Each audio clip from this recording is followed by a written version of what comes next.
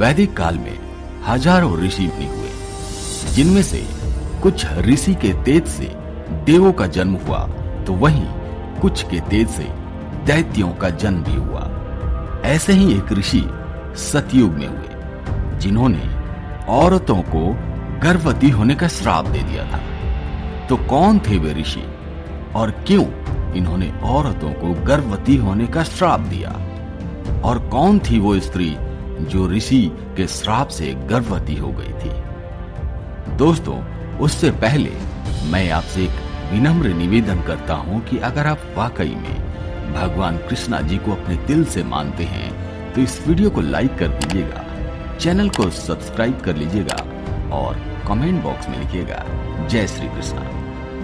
दोस्तों, इस कहानी का वर्णन वाल्मीकि रामायण के उत्तर कांड में किया गया है, जहां प्रभु श्री राम को महर्षि अगस्त्य इस कहानी को सुनाते हैं। कहानी की शुरुआत सतयुग से होती है, जब भगवान ब्रह्मा के मानस पुत्र ऋषि पुलस्त्य मेरु पर्वत पर स्थित तृणबिंदु के आश्रम के पास घोर तपस्या कर रहे थे।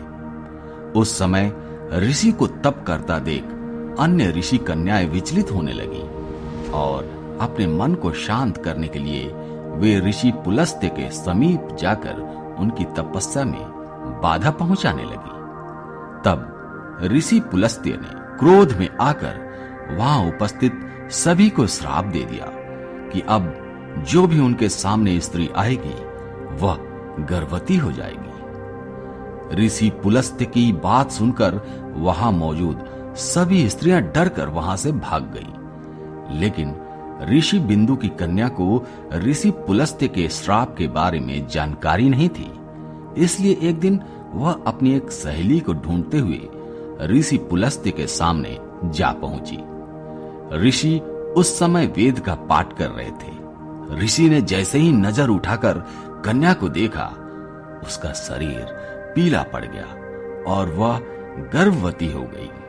अपने शरीर में इस तरह का परिवर्तन देखकर ऋषि कन्या घबराकर अपने पिता के पास पहुंच गई।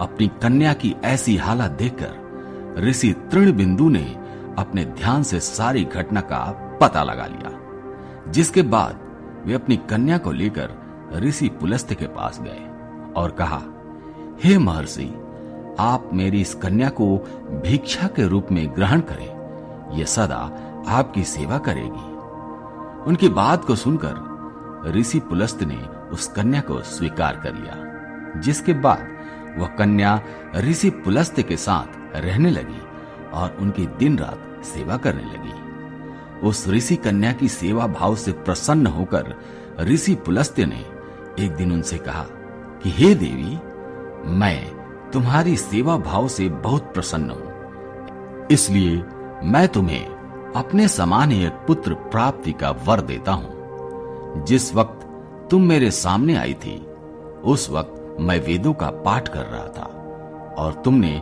उन वेदों का श्रवण किया, इसलिए तुम्हारा पुत्र विश्वा के नाम से जाना जाएगा। कुछ समय बाद उस ऋषि कन्या ने पुत्र को जन्म दिया और जैसा कि ऋषि ने आशीर्वाद दिया था कि ऋषि कन्या का पुत्र विश्वा के नाम से जाना जाएगा। विश्वा भी बड़े होने पर अपने पिता ऋषि पुलस्त्य के समान बड़े तपस्वी हुए। ऋषि विश्वा के तपस्वी रूप को देखकर ऋषि भारद्वाज बहुत प्रसन्न हुए।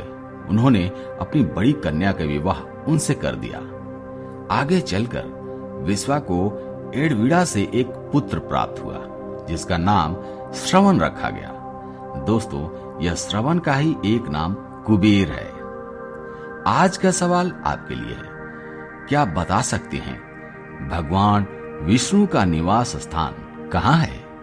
आप इसका जवाब कमेंट सेक्शन में नीचे दीजिएगा। धन्यवाद।